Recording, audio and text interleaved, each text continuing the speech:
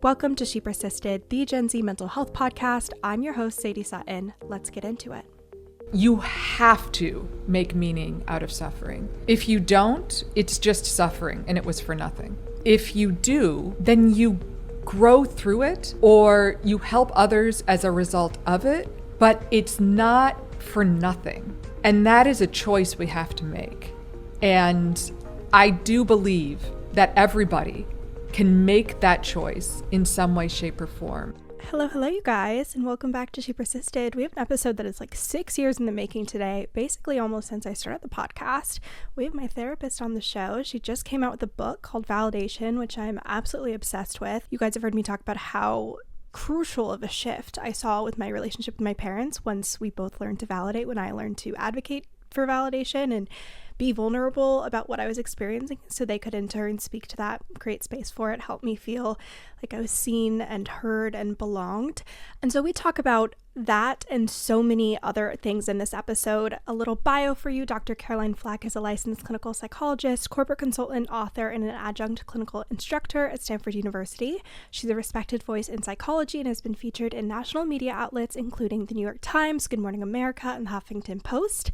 And her new book, Validation, is available everywhere you can buy books. I highly recommend, whether you are going through mental health challenges, someone in your life is, or you just want to be more effective in your relationships or more effective with yourself. Like we talk about in this episode and she dives into in her book, there's really no one that can't benefit from learning the skills of validation and see outcomes in almost every area. It's like really the psychology magical skill that we're all for some reason lacking. So to dive into the topics today, we talk about the stigma about receiving dialectical behavioral therapy treatment, if meditation can help in treating depression, how you see the world when you're depressed. We talk about the roles of acceptance and change in DBT, what types of people are more motivated to accept their experience versus just lean into changing it.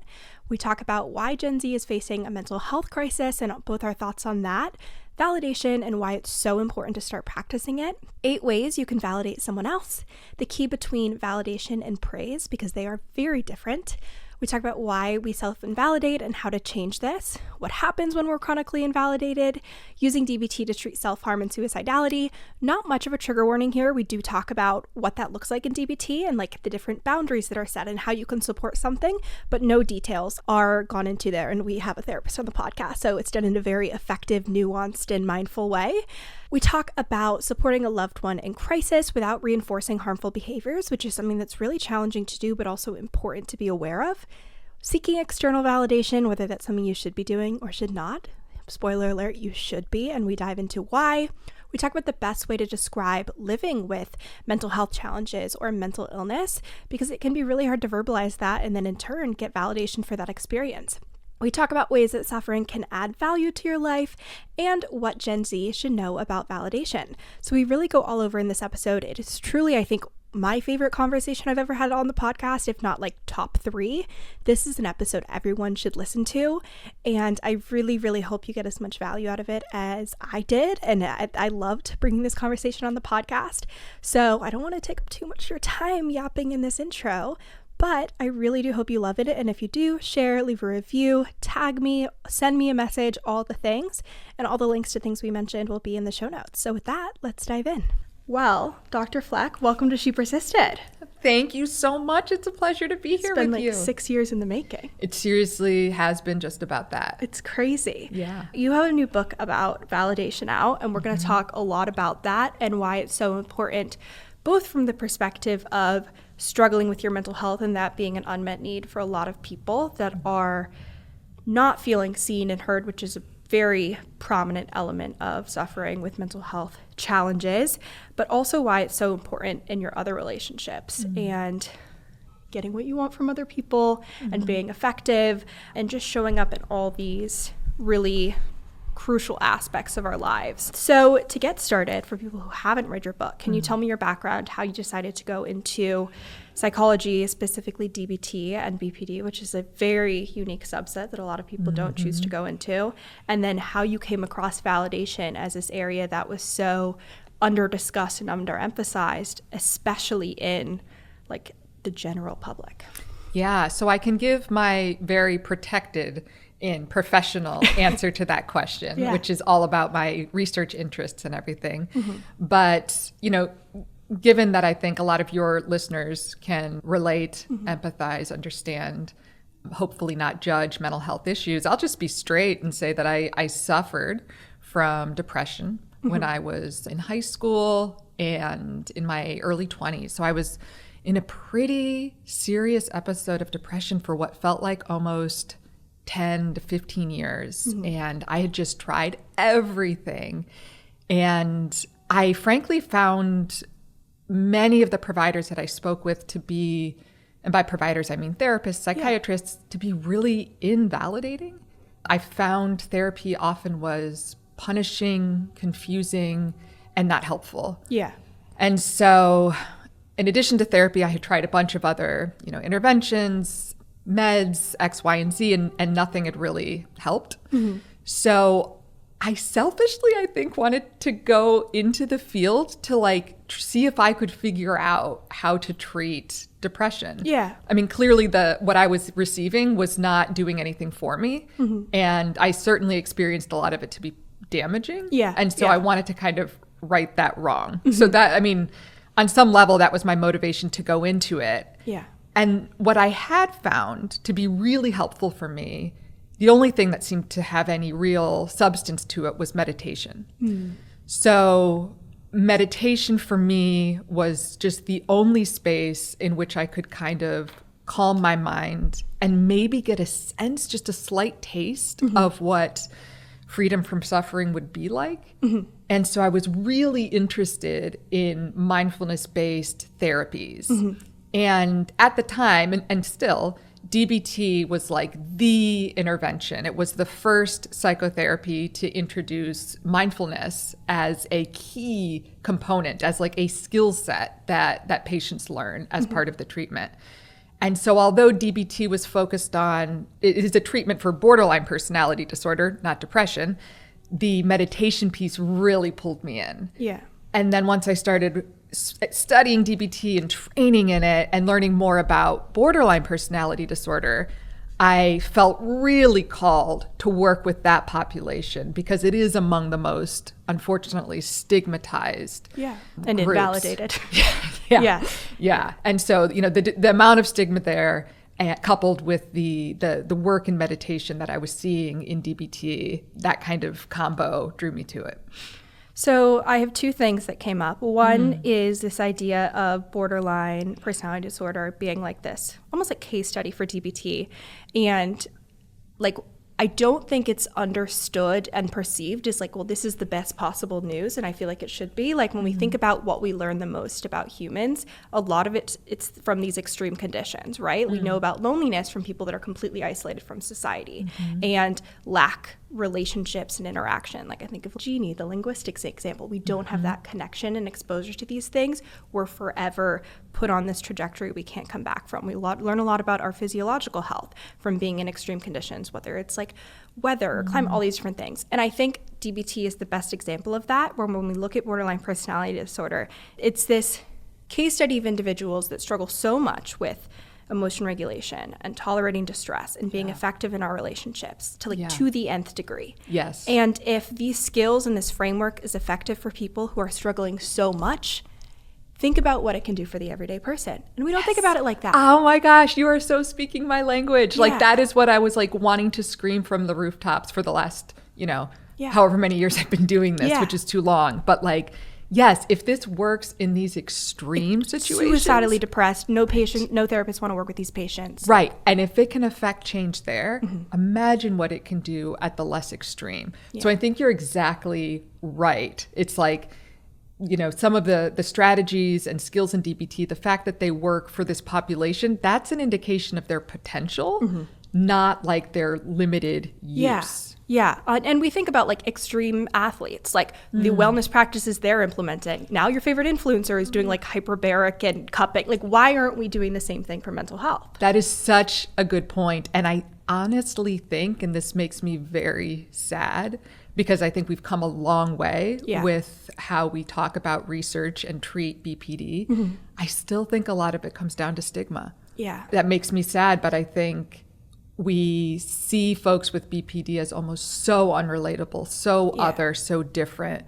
that it's hard to even imagine how that, what works there could work for me. Yeah. On some level. I think it's also so challenging because our mental health is so synonymous for a lot of people with our identity. It's such an internal experience that the way that we experience things and cope with them, to separate that from who we are as humans and how we choose to identify and present ourselves. So I think for some people, when they're like, I'm doing this treatment that is really effective for borderline personality disorder, there's like this in-group, out-group, I don't want to associate, stigma is really prominent as well. Yeah. And then there's another, equally important factor here, which is that, thankfully BPD is relatively rare. Yeah. And as you've, I know, mentioned on this podcast before, it's finding evidence-based treatments and finding folks who are comprehensively trained to provide DBT is even harder. Yeah. So this is like a very small community. And so getting the word out is, again, that much harder. Yeah, yeah. The other thing you mentioned is mindfulness, which every time I've done DBT, especially when I was at like my lowest points, you do mindfulness with the caveat of like, if you're really, really struggling and suffering and there's self-hatred and all the intense emotions, maybe mindfulness isn't right for you yet. Yeah. So I'm really curious why that was something that was so effective in that dark point, when for so many it's like, oh, that's like might be dangerous at this point, let's wait. Yeah, and I'm actually glad you flagged that, because for folks who are severely depressed or in the throes of a bipolar episode, we know that, sitting in meditation, sitting with your thoughts may not be the most helpful, and in fact could make things worse. Yeah. For me, it gave me insight into the judgmental voice in my head.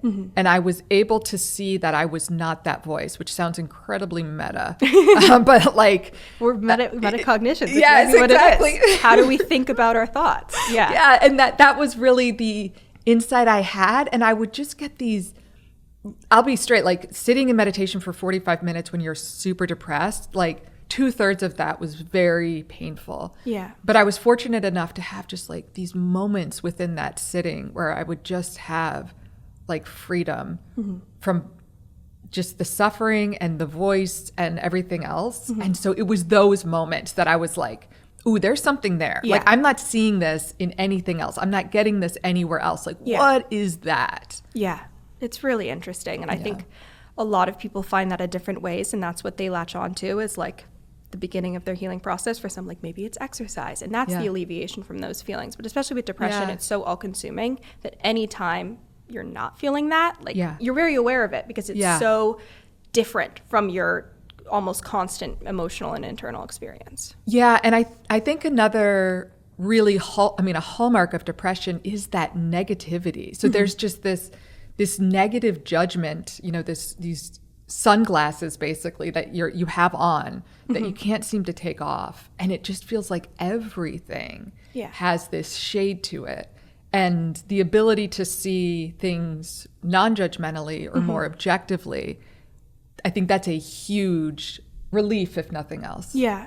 And I think we're going to validate, like, this is something you don't learn when you're depressed, but that's like biologically how depression works. Like when we look at studies of depressed versus non-depressed populations, they spend statistically longer staring at negative stimuli. Yeah, that's right. When they reflect on their past experience, they coat them with this negative bias that doesn't exist in the 10 years from then when you then reflect. So it's like, it's not your fault. It makes sense that you're thinking this way. It's not that you can't take the goggles off. It's like, no, that's how your brain is actually working. Exactly. And that's what's so challenging, and that you're not even aware, because you're like, why can't I just think differently? Like, why am I not noticing the good things?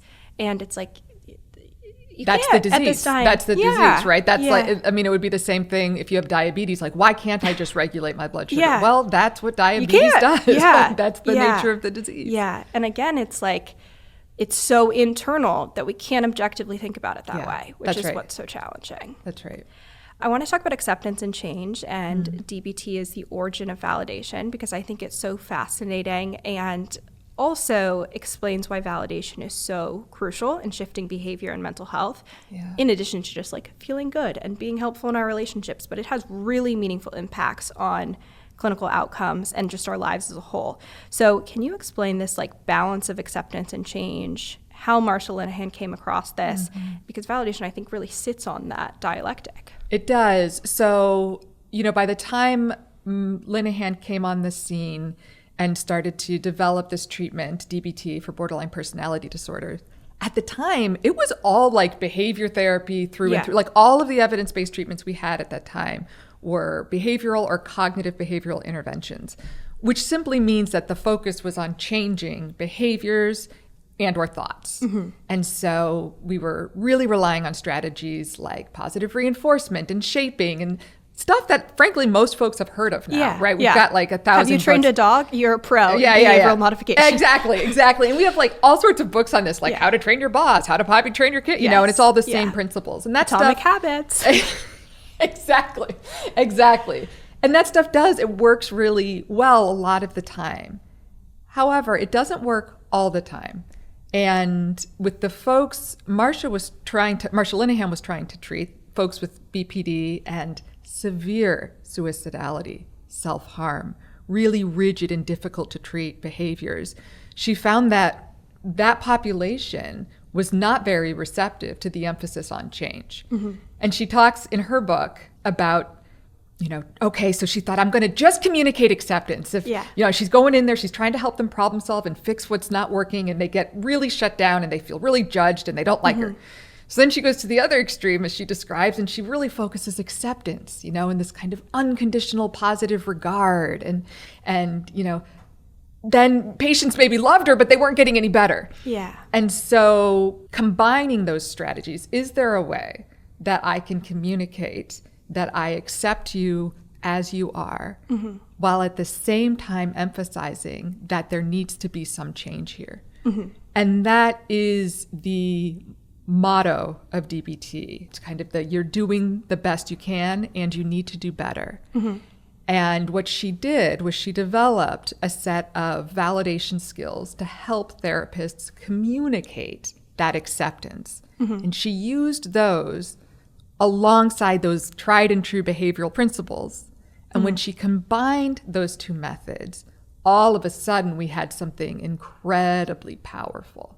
We were able to get through to folks and help people whom we, up to that point, considered untreatable. So this is a very big breakthrough that for some reason didn't get, certainly not had a lot of public attention. Yeah. But it was huge when this happened. This was in the early 90s. I'm curious if you have any thoughts or theories, even just like anecdotally, about who just change works for and also who really desires that acceptance. Because when I think about just changing, and I see this content all the time on social media, where it's almost like, it's like the life coach model where someone is like, no one's coming for you. Nothing's going to change until you do. You are on your own. And I'm like it makes me less motivated. I'm like, well, that sucks. I'm like, then you suck. Like, I'm not going to take your advice now. Like, it almost turns me off to making any shifts. I'm like, well, you try solving this. Like, this is are you hopeless. kidding me? And so I'm kind of curious, is it people that maybe internally have a high level of acceptance for their experiences? Is it people that are less emotionally sensitive? Are they not stuck in that suffering spiral? I'm curious who you kind of think can rely on just change to kind of almost offer insight into that experience. And then who really does require that acceptance? We can have that self-awareness of like, okay, I'm in that camp. I need someone to like really be like, this is hard and here's how we can shift it. I actually have a radical view on that, which is that even the folks who are more change-oriented, in my experience, they benefit more, improve faster, reach their goals quicker when validation is also part of the equation, when I incorporate validation with those folks. That said, I do a lot of executive coaching. And so I'll have folks coming in and they have very specific agendas for the things that they want to work on and address. And it is very like, help me solve this problem. Yeah. And, this is going to sound maybe like a stereotype, but there's a very type A quality to that. Like, give me homework, right? And I think certain people feel a certain amount of control in that, and in that they find reassurance, whereas some others hear overwhelming.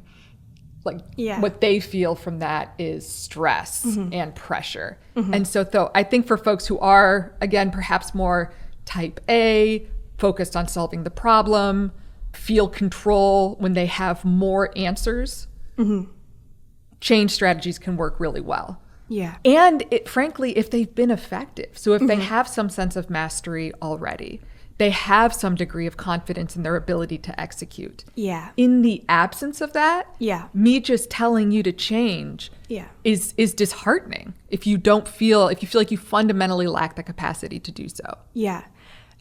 I took Grit Lab last semester, and one of the things that Angela Duckworth mentioned was like we have these mental frameworks we use to motivate ourselves, and we see this at every level, and especially with extremely high achievers. I think one of the most common things you think of is like it's about the journey, not the destination. And you hear all these highly successful people parrot and repeat that, and you're focused on the day-to-day. It doesn't matter when you get to the end point. And she found through research that if you've never reached that destination, focusing on the journey is not effective. You're not motivated. It doesn't cause change. And so when you're doing this for the first time, the destination is far more motivating and essential in getting through that journey at all. That is right. Once you've gotten to the destination, then you can be like, okay, it's about the journey. Like, But if you've never had that success in the first place, no one wants to be continuously stuck in the journey. Like, that's what you're trying to get out of. So it just doesn't motivate people. That's exactly right. And in fact, in DBT, kind of one of the skills we teach clients or those in DBT is mastery. So we try and set up experiences for them that are achievable, that can help them consistently reach that end goal so that they can start to enjoy the process a little bit more, because you're absolutely right. There's a bit of learned helplessness that has taken shape. And in the context of that, you don't enjoy the process. The journey is really painful and it doesn't go anywhere. It's just a circle. We're going to talk about the Gen Z mental health crisis, but my theory is like we lack agency and mastery, and that is what everything sits upon and why everyone's struggling. But like I think that Gen Z feels a huge amount of responsibility and capability when it comes to like solving the world's problems, like the environment, politics, higher education. We are more motivated. We're trying harder for all these things. Like academics is a completely different world. Like we're highly motivated and we feel the responsibility. But I don't think that we have the belief that our actions have a meaningful outcome on those markers. And I also think it collapses on an individual level. I don't think Gen Z as individuals has a belief that their actions will have a meaningful impact on their mental health, on their relationships, on their connections. And so without that, everything collapses. And there's that lack of mastery when it comes to like our own individual experiences, but also the world as a whole. Yeah, I think that's a really smart observation. And, you know, I do think some of it comes back to we're not as like plugged into like small community things anymore either, right? So it's like you're not seeing change within your community with the activities that you plug into. Like the social world, the internet is huge. You know, in order to get a following on TikTok or all the other markers that folks are using now to like see if they're affecting change are incredibly hard to achieve. 100%.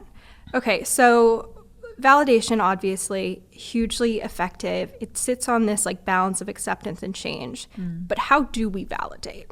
And if people want the full thing, they can read the entire book. And there's all these different ways and like all these different levels. And like there's literally endless skills they can use. But for people who are like, okay, I get it, like I should be validating, how do we do that? Okay. So it's first really important to understand what validation is. Because I think this term is horribly understood and often misused. But it's now used even more, which is like I love, but I hate. Like I was sending you all these Love is Blind videos and I was like, they're just talking about how they're not being validated. Like they're literally with their significant other being like, you're not validating my experience. And I'm like, that's not something that can be validated. You're gossiping about someone else. Like this isn't validation. Okay. So validation is purely communicating that you are mindful, you understand, and you empathize with some part of another person's experience, and thereby accept it as valid. Okay? So it is seeing validity in, and let me underline this, some part. Okay? I can validate your emotions without validating your thoughts or behaviors. I can validate your thoughts without validating your emotions or behavior, and vice versa.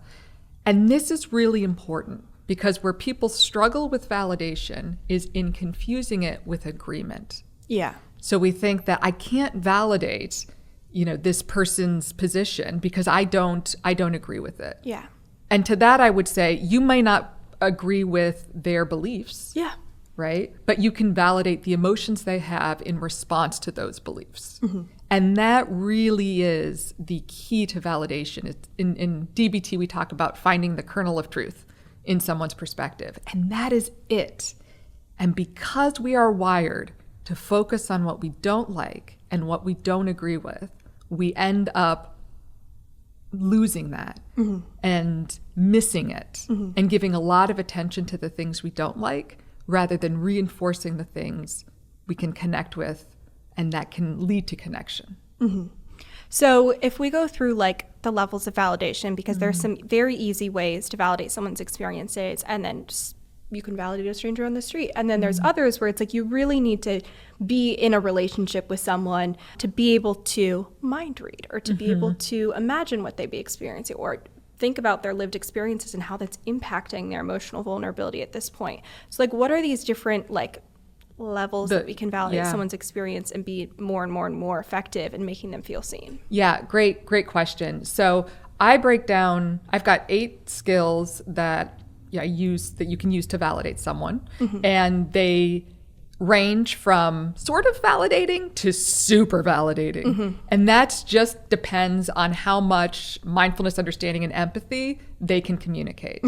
And so if I don't understand what someone is saying, if I'm sitting across from someone whose political views deeply offend me, I'm really only going to be able to be mindful, right? And to hopefully engage in a way that is non-judgmental. I can work that muscle even if I don't understand or empathize. And so we talk about just lower levels of validation, including validation skills that just focus on mindfulness. And for those, we've got attending and copying. And of the two, copying is my favorite because it is freaking magic. And it is what it sounds like. It is just repeating another person's position, the words that they said, without adding your interpretation to it. And this is in so many sitcoms. And like, there's so many good clips of this. There are. The other really cool one with copying is body language. So when we copy the gestures, body language of another person, we can start to empathize with their emotions. This is through mirror neurons. We are wired to connect with people in this way. As babies, we copy our parents' facial expressions as a form of connecting with them.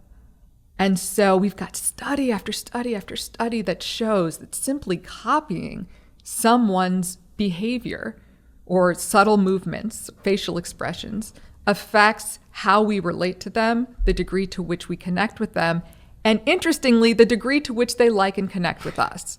So that's pretty straightforward stuff. Again, I don't have to agree or empathize with somebody in order to do that. However, in copying, I often end up arriving at more understanding and empathy. So that's a very basic one. You talk about in the book how we shouldn't validate inauthentically. Like we validate what we authentically can understand and be non-judgmental of. Can you explain why this is? Because we could all like pretend to copy. We could act through these situations. We could like parrot. It makes sense that you feel that way. Of course you're overwhelmed. What happens when we do that and it's not actually an authentic understanding? So with the copying stuff, that one can be a little bit more contrived. I would say, like, you can push yourself to just emotions, shift the behavior and then the thoughts and emotions change.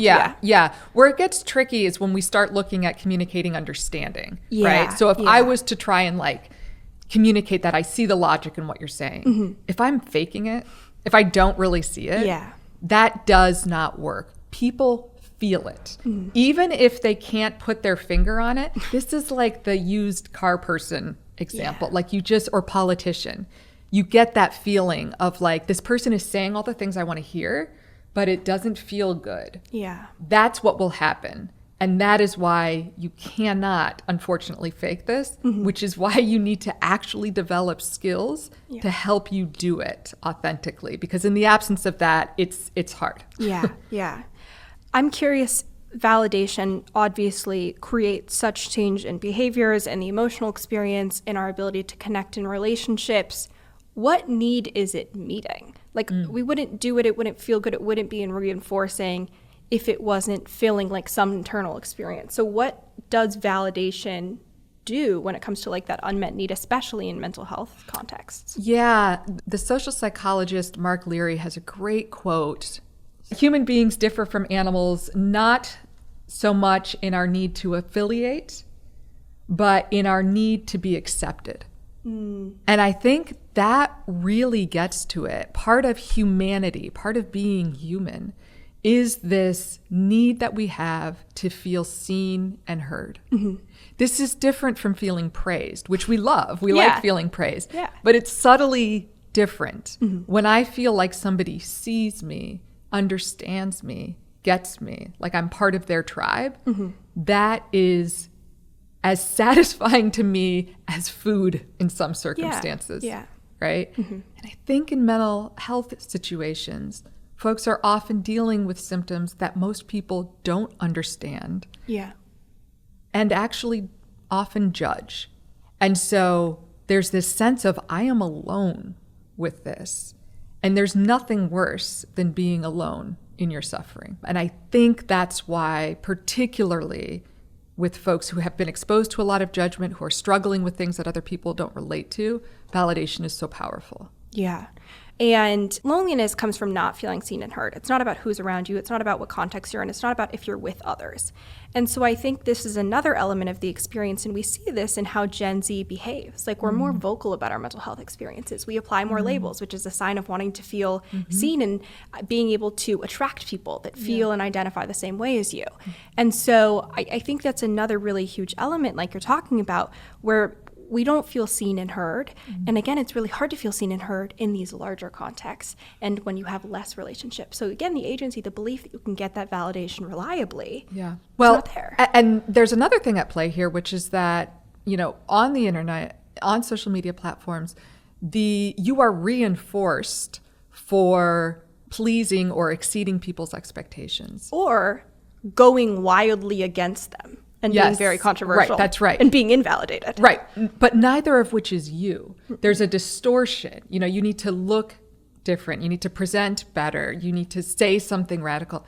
And so you're distorting yourself in various ways through various real and, you know, metaphorical filters.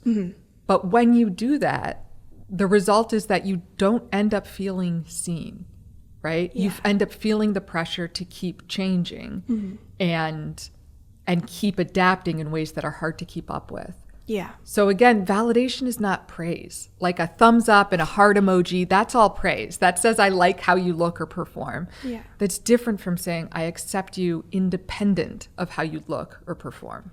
And like you're saying, even if someone comments that word for word, it's still a variation of you, and you're not being validated for your true experience. You're being validated for that changed and altered and presented version of yourself. The filter is getting reinforced. And then the need to have a better or more consistent filter is the sense that you're left with, not I'm okay as I am.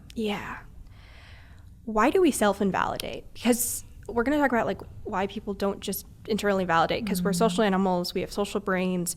This should be something internally that we just do because it obviously helps our relationships. But I'm really curious why this wouldn't be an internal function that is just there and working and effective, because our mental health is so much better when we validate our own experiences and we create space for these emotions. We know that subjectively the research supports it. So why do people invalidate their own experiences and like fight against what's just happening?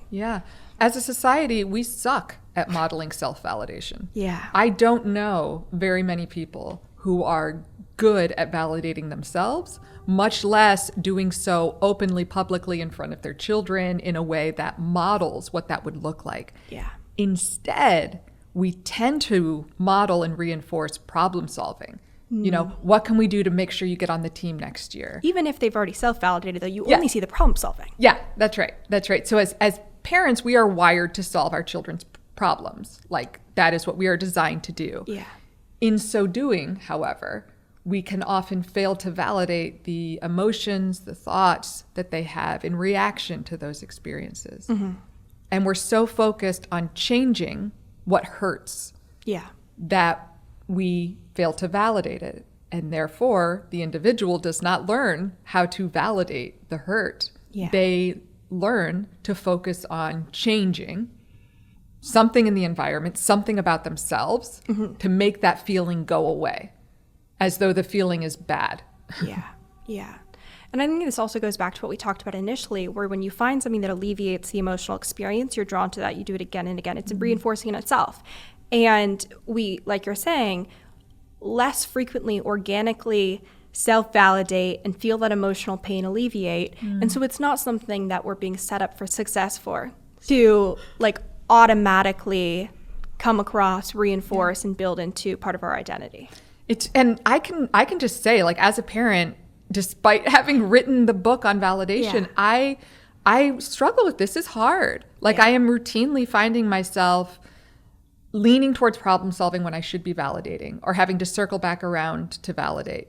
But I've got to say that having developed my own self-validation practice, that has been one of the greatest contributions to my ability to validate my daughter and model self-validation. What is the practice? You have to tell us. I know. It's in my book. It's like an 8-step process. Yeah. You need to be able to identify what you're feeling and just focus on the emotion without reinforcing it with the narrative that we ascribe to the emotion, and that feeds it and keeps it going. Don't do that. I just want you to feel that emotion, feel it as intently as you can. It will, if you're just focused on feeling it, go down a little bit. Once it does, you just want to travel down that chain of cause and effect to understand how you got there. Just a little like chain analysis if we're doing DBT to see, why am I feeling this way? Because emotions and thoughts, they come from somewhere. They come from a valid place. You just need to see where. Yeah. And once you've done that, you can then choose to self-soothe, take some action to respond to yourself in the same way you would respond to somebody else who is suffering. Okay. I'm curious what you see anecdotally with patients, etc., from like an identity perspective, a mental health perspective, relationships even, when we chronically self-invalidate. I imagine it impacts our ability to validate others. Certain diagnoses are much more synonymous with chronic self-invalidation. Like, what happens if we never create space and accept and don't judge those emotions and beliefs and thoughts and internal experiences? Yeah, well, this might actually pivot a little bit here, because I'm realizing another factor to consider in the why we don't self-validate is that not only is self-validation not modeled for us, but many folks come from environments that are chronically invalidating. Yes. Okay, where what they are thinking or feeling is consistently dismissed or trivialized. And so they don't even develop a sense of whether or not their feelings are valid. And they're looking to the environment to tell them what they should be thinking or feeling, because they don't trust their intuition. Yeah. You know, we have a lot of research on the effects of invalidation from the environment. And that is some nasty stuff. Okay, so that is like the common denominator across a lot of different mental health disorders. In other words, the more somebody is exposed to invalidation, the more likely they are to suffer from depression, eating disorders, even psychopathy. All right, this is nasty, nasty stuff. There is no doubt about it. It is directly related to conditions like self-harm and suicidality. And so what are the effects of that? Which one might even argue are, in a lot of cases, I know it was for mine, an extreme attempt to get validation. Yes. Not like validation like praise, but yes. I'm in so much pain. Can you see that I'm suffering? Yes. And that's actually a really good point, because I've been seeing on social media lately all this kind of judgmental discourse around attention seeking, and all these people saying, oh, she's, he, she, they are only saying whatever to get attention. Yeah. And let's just like stop and look at what's going on there. Okay. Because the person who is going to great lengths to seek attention, if they're going to the extent of hurting themselves to get attention, there is something deeply wrong there that I don't think we should be judgmental about. Yeah. That is a very desperate move. Okay. And we don't arrive at that if it's not for a serious reason. And so I think you're right. Oftentimes folks start to innately aggrandize what they're experiencing so that other people you're kind of trying to put it in terms that they can understand because they're not responding to what you're saying otherwise. Externalizing it in a lot of ways. That's right. Yeah. And this is something that I learned from you, which is that while the emotion is always valid, it's not always justified. It's not always a proportionate response. It's not always effective. And so even though we might not validate the behavior or the belief or the thought that would lead to that outcome, the emotion itself is valid. Again, it might not be proportionate, it might not be effective, it's maybe not a path forward, but it doesn't change the emotional experience itself. We have to create space for it and non-judgmentally interact with it, or nothing else ever changes. Yeah, I say that a lot, especially when I'm teaching validation. For most people, like, unless you're a psychologist, basically, don't get in the business of telling people that they don't feel what they're telling you they feel. Yeah. All right? Like, do not minimize other people's emotions. It does not turn out well. Yeah. That's different. Like, you don't have to reinforce their behavior. Yeah. Right? Like, somebody who is engaging in self-harm to get some sense of validation and feeling seen in their suffering, that is super not effective, right? I'm not going to reinforce that behavior. I'm not going to give it attention.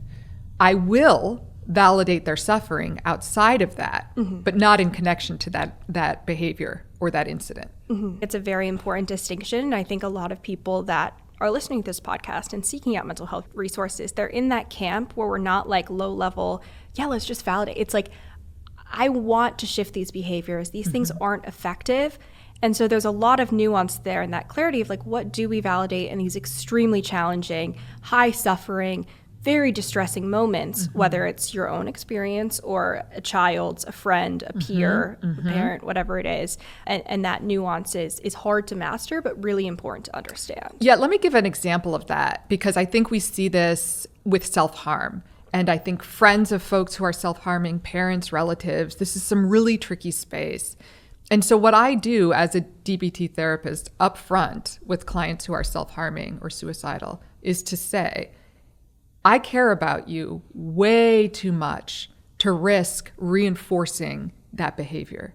And to be clear, that's not to say you're doing it to get attention from me. Yeah. However, attention is reinforcing. And so it could subconsciously have that effect on you. And I can't let that happen. That is my responsibility. And I care about you way too much to do that or risk doing that. So if you self-harm, I am not, and this is kind of a rule within DBT as a therapist, I don't speak to my clients for 24, we have the 24-hour rule, which means that if you engage in self-harm or a suicide attempt, you're not going to get attention from me for 24 hours. Yeah. If it's a real situation and I need to call in the police or EMTs, I will do that. But it's clear that they are not going to get a happy, sunny version of me. However, if they reach out to me beforehand, right, as the therapist, again, this is the therapist's role, not a parent or friends, but I'm willing to jump in there. None of that is to say that I don't take their suffering seriously. On the contrary, I'm saying I take it so seriously that I don't want to do anything that might make this worse for you because it's already so painful. Yeah. And if I feed into a cycle that's even worse and more dangerous, what good am I doing you? Yeah. So that's an example of like, I can validate the emotion without reinforcing the behavior. Yeah. I want to follow up on that because this is something that's so unique to DBT. And again, it's that extremely distressing experience that most of us don't go through. And so when parents or friends or even yourself is put in this position, you just don't know how to navigate it. And if it's ongoing mental health challenges, not reinforcing these things is paramount. And so in DBT, the 24-hour rule, it's something that's widely accepted. All clinicians practice it. It's something that they know works. And I think people listening, and if you're the one who has a peer, friend, family member, et cetera, who's going through this, your internal dialogue is probably like, but they're struggling so much right now. They're at their lowest of points. How could I possibly withdraw from this relationship? Isn't that going to make it worse? And so obviously the role that the therapist plays is different, but I think this is something that people don't talk about in these crisis moments. And I want to get your perspective there about how you navigate that without reinforcing, but also validating the experience, because especially if it's invalidated and these crises keep happening, to get validation and support and connection. Yes. How do you even go about that? Yeah. So one thing I did there is I have these conversations outside of a crisis. Yeah. Okay. So that is critical. So I'm not waiting. Like day one, you go to exactly. DBT, there's a 24-hour rule. Right. And so if this is a friend or a family member, same rules apply. You don't want to wait for a crisis to erupt to be like, by the way, here's my line in the sand, like good luck. Blocked. No. Yeah, that's horrible. Yeah. So having some communication about that up front. The other thing for friends and family to consider is that as fabulous, loving, and supportive as you are, it's probably not as effective as that person getting the treatment they need. And so if you are serving that function, right, if you are the person who's absorbing a lot of that distress in those moments, you could be getting in the way of them getting help. Yeah. And so what I really encourage folks to say is that, like, I will do whatever I can to help you get services. Here's crisis lines, texting lines, like all of these other resources that can have you get the support you need in those extreme periods of crisis. Because I care about you and I don't know how to manage that. Like, I don't know what I would be reinforcing or not reinforcing. Yeah. Like, that is so unfair to you. As your friend, as someone who loves you, the best thing I can do is support you in getting help, not pretend to be that support or pretend to be that therapist when I don't know how to do that. So what is the line of we are in crisis and I'm actually doing you a disservice by being the person here rather than a professional? And also, what do you do? Obviously, this probably is like something you hear from your clients, but you're a professional, so you're not in this position directly, when they don't have a therapist or they don't have ongoing treatment. They're not already in DBT. So it's like, I think a lot of people are in this position where they're like, they literally feel backed into a corner. I'm the friend's only resources, especially as a teen. Their parents don't get it. They can't talk to the teacher. The school counselor will call their family. I'm their only lifeline. Oh, I'm so glad and you're speaking I can't to this. express enough how ineffective and not true that is. And it just, again, puts both people in such a tough spot. But like, what's the line? How do you navigate? And like, now my motto is like, not my monkeys, not my problems. We're going to cause, but like the first time you're experiencing it, you're literally like, it's life and death. What do I do? Yeah. And I actually want to validate, there's something very true to the sense that, like, if you guys have a very special connection, a very special relationship, there is something that you can do for that person that it feels like nobody else can do. And that is a very sacred thing. And it would feel like a complete betrayal or judgmental to be like, I'm not dealing with this. That being said, if this is kind of like your first interaction with this, you have no idea that the person is struggling in this way, and then they clue you into it and you're in the middle of it. It's again, which is unfortunately oftentimes that's oftentimes. So in those situations, you just get through that first, you talk them through it, whatever. Afterward, it's like the next opportunity is this conversation about, like, I need you to get help. I cannot. I will not let you suffer like this without getting help. And if the person says, well, so I don't have any resources, I can't go to a therapist, I can't go to this, I would, again, like, let's look at crisis lines. All right. Let's look at free services. And if it's a friend, it's like, do you want me to talk to your parents perhaps? Yeah. Is there any way I can do it? But what I know for sure is that you being in this state untreated is so unfair for you. Yeah. And I also think what you said there, that relationship is so special if they're going to you in that point. And if you have to be really honest with yourself and in somewhat of an objective position to ask yourself, how much do I care about this person? And if I really do care about their well-being and their long-term mental health, you have to have that radical acceptance and honesty around me filling this need is doing them a disservice. And there's no way to get, like, that's just the truth. Yeah. There's another, again, very valid, reality here that we're not speaking to, which is that, frankly, getting mental health care sucks. Yeah. And it's very difficult. And it's shown that, like, people that go to treatment involuntarily after disclosing suicidality, they're less likely to be transparent. They have less trust for providers going forward. So again, negative reinforcement, lack of validation can create problems. Yes. So what do we do with that? I mean, that's a very unfortunate reality, but it is the reality. And so we need to think about that.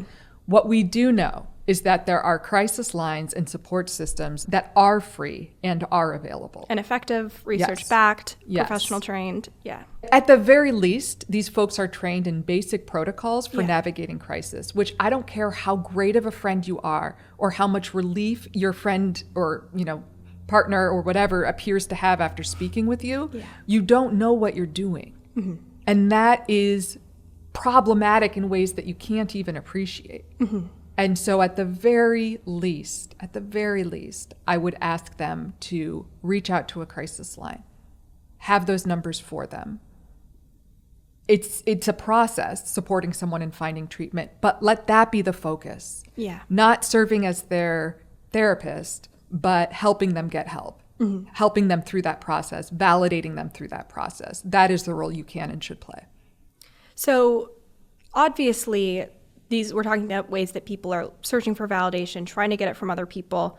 We talked about this at the beginning, that validation is not searching for praise. If we get back to like these day-to-day examples, why should we look for validation? Even to like avoid these really extreme attempts to gain it and feel that acceptance and belonging. Like, why is it so important that we actually seek that out instead of just like waiting for it organically to hopefully come to us? Like, why should we as individuals seek validation? Yeah. I love this question because there's so much discourse. And there's this whole like motto and male framework. validation also is like just not like it's not a like that's not what validation means. No, because again, that's looking for approval. Yeah. Right. That's liking. That's praise. That's not validation. If we were actually just looking for validation from males, I would probably solve like a lot of like the male loneliness crisis. They'd feel more sense of purpose. They'd be more connected. Less like that would be great. Like if we were truly searching for male validation, like bye depressed men. Yes, exactly. Like again, that's not what people are looking for. That's not what they're looking for. Yeah. So when I say seeking external validation, if that like makes you cringe or go, what? Just like flip it with seeking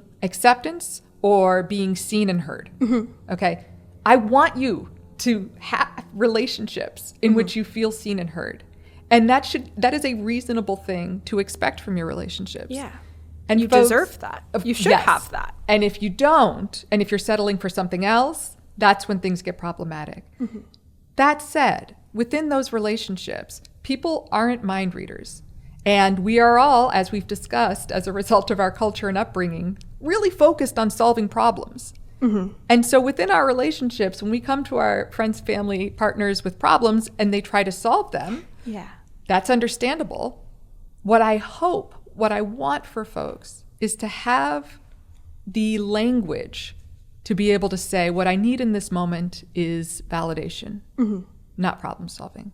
This is like the most like common thing that's said in my house. Like, are you looking for validation or problem solving? Yeah. Because sometimes I do just want to know how to, resolve whatever the issue is. Yeah.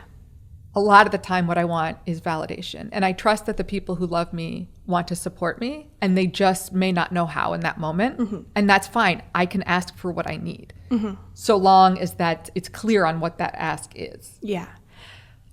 We talked about there's like low levels of validation and they feel less great than like these really, I feel truly seen and heard and understood. And you have to meet in the middle, because if you're not articulating your experience and sharing that, they can't validate. Like they're mind reading, they're guessing. It might work, it might not land, who knows? And so I think when people that teens and young adults especially struggle with, whether it's with their friends or their parents or people who haven't experienced mental health challenges, is getting that lived experience validated because it's so foreign. And yes, we can validate the emotions and the thoughts, but being able to articulate that so they can be like, wow, I didn't even realize that's what your day-to-day looked like. I didn't even realize that we're functioning with like completely different perspectives. Yeah. And so I'm wondering if you have any effective examples or metaphors to explain that lived experience of really suffering with your mental health and explaining that to someone who's never been depressed like a day in their life. Yeah. So one metaphor I use, and these are kind of extreme, but it would be like if you had your hand on a burning stove, all you would be able to think about is getting your hand off that stove. Yeah. Not what you were going to wear to the party, not getting your math assignment done. It would be hard to focus on anything else other than that how others pain. Are perceiving you, how you're causing stress to their life. Right. Yeah. Like you can't see clearly in that amount of pain. We can understand that because we've all experienced physical pain. So I think that's a helpful framework. Like it, and as someone who struggled with depression and frankly cancer, I can say that the depression was in many ways so much harder than the breast cancer. People understood breast cancer. People empathized and reached out and were supportive in ways that I needed when I had breast cancer. When it was depression, I experienced much more judgment, much more folks internalizing me not showing up. And that was confusing and painful. Yeah. One thing that you talk in your book about is how, and this is one of like the biggest thing I've learned working together, is the value that suffering can add to our lives and that sense of purpose and the gift that it can be in our ability to connect with others. And this is something that you don't want to hear when you're in the depths of it. It's true. You hear it in the depths and you're like, literally, I can't go away. It's not validating. It's not effective. It's invalidating. But when you're have these accumulated sense of mastery, your agency's back intact, maybe you're on the other side of it, there's this whole new lens that you can see the world through. And I'd love if you could speak to that, what these experiences and periods of suffering allow us to connect with others, validate, etc., like this gift that it can be. This is probably the most kind of important or fundamental, I don't know if it's a belief, sure, let's call it a belief that I have. Like a guiding principle. Almost. Yes, which is that you have to make meaning out of suffering. If you don't, it's just suffering and it was for nothing. Yeah. If you do, then you grow through it or you help others as a result of it, but it's not for nothing. And that is a choice we have to make. And I do believe that everybody can make that choice in some way, shape, or form. And my experience has been, you know, in writing this book, I was looking back. I speak a lot about, you know, my personal stuff. Yeah. And people have left comments being like, oh my gosh, like she's gone through so much. Like there's like almost a sense of like pity or something. Yeah. And I'm like, oh my God, that is like not you missed the point. Yeah, that's not my perspective at all. It's not. I can see how you can look at some of that stuff and think like, oh, that's horrible. But, and I never thought I would say this, but I'm grateful that I struggled with depression to the extent that I did, because I am able to connect with people. I understand that experience and mental health problems in a way that many other clinicians do not. And that is a freaking gift. Yeah. It's a gift I wished I'd received when I was in that situation myself. Yeah. And it is a gift that I am forever grateful to be able to give to those I connect with. Yeah.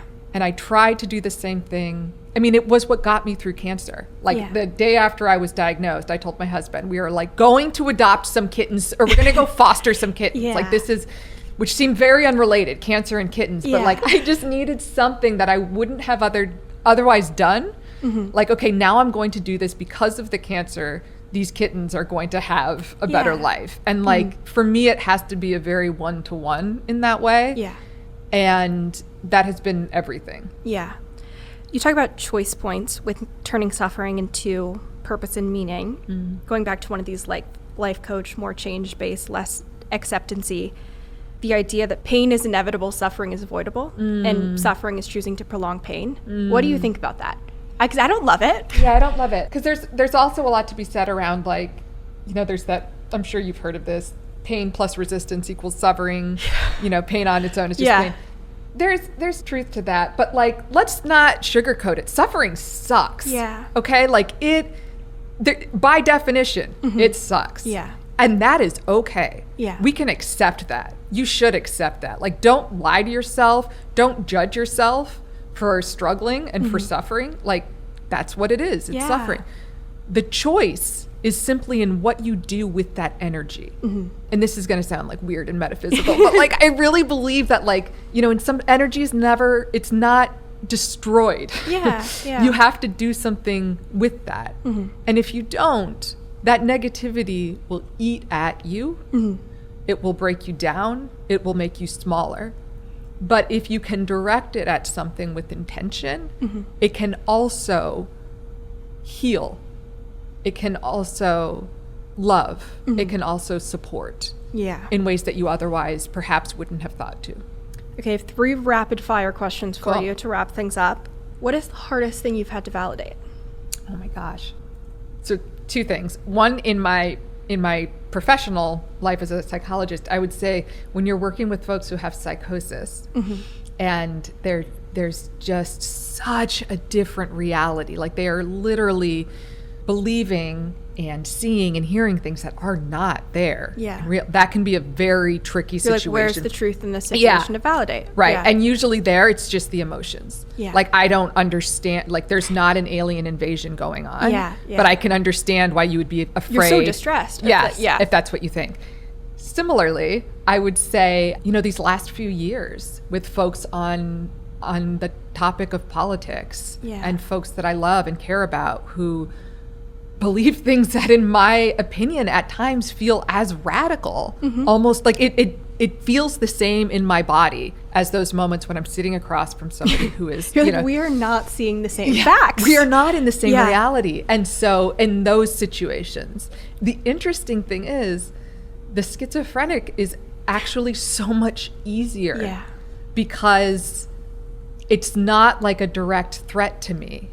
And that is a really important thing to recognize, that part of what we're responding to when we're struggling in those moments to validate people in our life is the threat that they present. There's this fear of what's going to happen to us, to our relationship, what their beliefs are going to do to the world. And that really impedes my ability to see any validity in their experience. And then it goes back to the oxygen mask, right? Like, you can only help others as much as you've helped yourself. If you don't self-validate, like, wow, this feels like a direct threat to me. I have emotions coming up. Yes. You can't validate theirs. Exactly. No, that's a really good point. Like, just noticing, okay, this is hitting me.